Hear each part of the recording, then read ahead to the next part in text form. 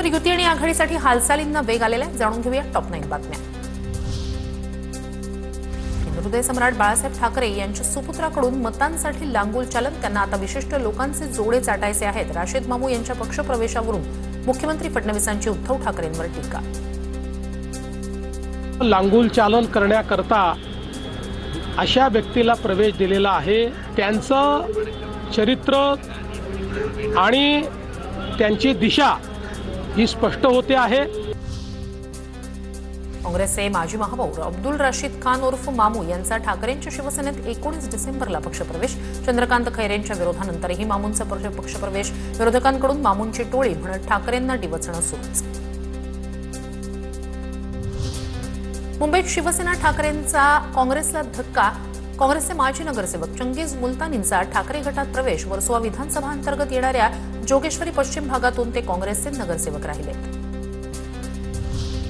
प्रशांत जगताप यांचा काँग्रेसमध्ये प्रवेश. प्रदेशाध्यक्ष हर्षवर्धन सपकाळांच्या उपस्थितीत पक्षप्रवेश.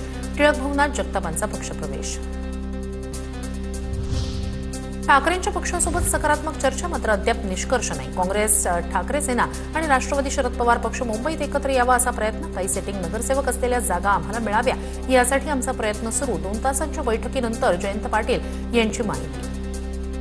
काही सिटिंग नगरसेवक राष्ट्रवादीचे मागच्या वेळी निवडून आलेले, त्या जागा आम्हाला सुटाव्यात असं आमचं पक्षाचं म्हणणं आहे आणि त्या दृष्टीने आमचा प्रयत्न चालू आहे चर्चेचा.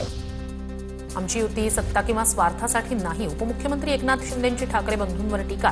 काही जण स्वतःचं अस्तित्व टिकवण्यासाठी युती करतायत असाही टोला. ही आहे ना, युती आमची सत्तेसाठी झालेली नाही, खुर्चीसाठी झालेली नाही, स्वार्थासाठी झालेली नाही.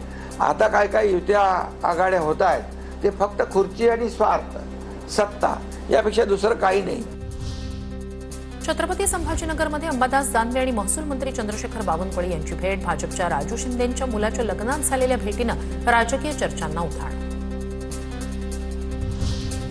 छत्रपती संभाजीनगरमध्ये अजित पवार महायुतीत लढणार नाहीत. अजित पवारांचे राष्ट्रवादी 100 जागांवर लढणार.